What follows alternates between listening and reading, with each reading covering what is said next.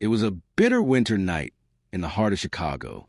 Snowflakes twirled beneath the weak glow of street lamps, and the wind sliced through the air like icy blades. People rushed by, bundled in heavy coats, eyes down, too focused on getting home to notice much else. But Evan Miller wasn't like most. He was heading home from his second shift, fingers stiff inside ragged gloves, his faded jacket offering little protection from the cold. The holidays were approaching, but for Evan, they brought longer shifts and smaller paychecks. A painter by passion and a dishwasher by necessity, Evan had known better days. Still, he held on to hope like a stubborn ember in a storm. That's when he saw her, a young girl, maybe 7 or 8, curled on a bench at the edge of a snowy park. Her fancy coat was soaked through, her arms wrapped tight around her knees, cheeks red and streaked with tears. Evan stopped in his tracks. He looked around. No parents, no guards, no one. He knelt gently beside her.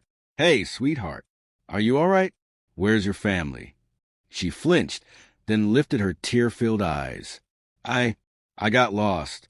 My nanny was talking on her phone. I saw a puppy and ran. Then I couldn't find her." She broke into sobs. Evan's chest tightened. This wasn't how he pictured ending his night, but something about the girl, so small, scared, and alone, moved him deeply. He slipped off his coat and wrapped it around her shoulders with care.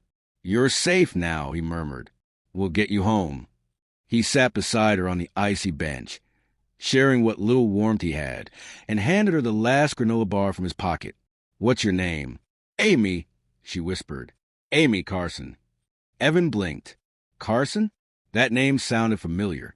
Headlines familiar. But he shook it off. Plenty of people had that name.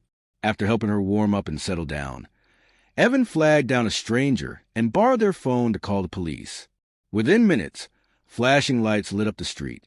But before the cruisers could fully stop, a sleek black SUV skidded to a halt.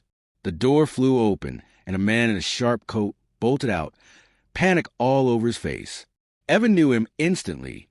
Richard Carson, the billionaire behind Carson Tech, worth over $140 billion. The media called him a genius recluse. But in this moment, he was just a father on the verge of breaking. "Amy," he cried, running to her and scooping her up. "Oh, God, are you okay?" She nodded, then pointed. "He stayed with me. He gave me his coat and food. He helped." Richard turned. His eyes landed on Evan, shivering, underdressed, probably smelling like dish soap and Subway grease. And still, he met his gaze. "You stayed with her?" Richard asked, voice low and tight. "Yes, sir," Evan replied, shifting awkwardly. "Didn't want her alone. I know how that feels." Silence stretched between them. Then, unexpectedly, Richard stepped forward and hugged him. Not a pat on the back, not a nod, a real, grateful hug. "You don't know what this means," he whispered. "You didn't just protect my daughter. You reminded me there's still good in the world. People who act not for praise, but because it's right." 1 week later, Evan sat in a warm, furnished studio. Sunlight streamed in through the window beside a fresh canvas. On the desk lay a letter. "This isn't charity, it's thanks. A coat is nothing, but I'd like to offer you a place on our next creative campaign. Full pay, full freedom.